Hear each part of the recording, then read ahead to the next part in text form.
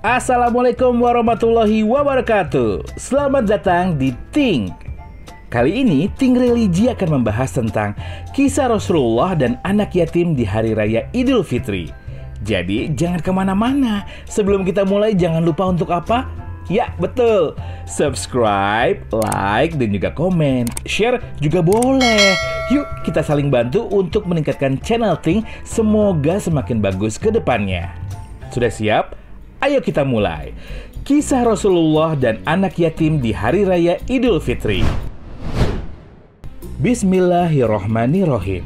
Hari Raya tinggal menghitung hari saja. Tidak terasa bulan suci Ramadan akan segera berakhir. Lebaran merupakan hari yang penuh dengan kemenangan dan kebahagiaan bagi umat muslim. Pada hari itu semua orang menyambut dan merayakan Lebaran dengan penuh sukacita. Tapi tidak semua orang menyambut Lebaran dengan penuh kebahagiaan. Ada dari mereka yang tidak bisa merayakan Lebaran tanpa seorang ibu atau ayah, bahkan anggota keluarganya. Nah, ternyata kisah ini pernah juga loh dialami oleh dua orang anak yatim ketika zaman Rasulullah dulu. Di suatu hari raya, Rasulullah Shallallahu Alaihi Wasallam keluar rumah untuk melaksanakan sholat Idul Fitri. Sementara anak-anak kecil tengah bermain riang gembira di jalanan. Tampak seorang anak kecil duduk menjauh agak berseberangan dengan mereka. Dengan pakaian yang sangat sederhana dan tampak murung, anak itu menangis terseduh. Melihat pemandangan seperti itu, Rasulullah segera menghampiri anak tersebut. "Nak, mengapa kau menangis? Kau tidak bermain bersama mereka?" Rasulullah membuka percakapan. Anak kecil yang tidak mengenali bahwa orang dewasa di hadapannya ada Rasulullah segera menjawab, "Paman, ayahku telah wafat. Ia mengikuti Rasulullah dalam menghadapi musuh di sebuah pertempuran. Tetapi ia gugur dalam medan perang tersebut." Rasulullah Shallallahu Alaihi Wasallam terus mengikuti cerita anak yang sedang murung tersebut, sambil meraba kemanakah ujung cerita dari anak tersebut. Nabi mendengarkan dengan seksama rangkaian peristiwa dan nasib malang yang menimpa anak tersebut. "Kemudian ibuku menikah lagi. Ia memakan warisanku peninggalan dari ayah. Sedangkan suaminya mengusirku dari rumahku sendiri. Kini aku tidak memiliki apapun, Paman. Makanan, minuman, pakaian, dan tempat tinggal. Aku bukan siapa-siapa lagi, Paman. Tapi hari ini aku melihat teman-teman sebayaku merayakan hari raya bersama ayah mereka, dan perasaanku dikuasai oleh nasib kehampaan tanpa ayah. Untuk itulah aku menangis." Mendengar penuturan ini, batin Rasulullah terenyuh.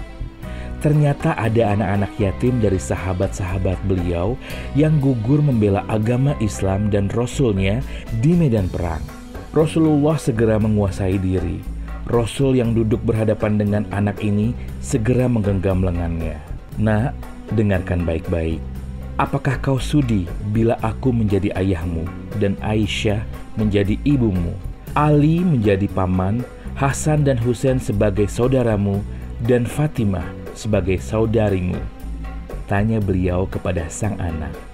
Mendengar tawaran itu, anak ini mengerti bahwa orang dewasa di hadapannya tidak lain adalah Nabi Muhammad Sallallahu Alaihi Wasallam. "Kenapa tak sudi ya Rasulullah?" jawab anak ini dengan senyumnya yang paling lebar.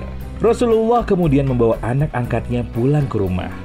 Di sana anak ini diberikan pakaian terbaik. Ia dipersilahkan makan hingga kenyang dan penampilannya diperhatikan, lalu diberikan wangi-wangian. Setelah beres semuanya, ia pun keluar dari rumah Rasulullah dengan senyum dan wajah paling bahagia. Melihat perubahan drastis pada anak ini, para sahabatnya bertanya, "Sebelum ini kau menangis, tapi kini kau tampak bahagia sekali, gembira."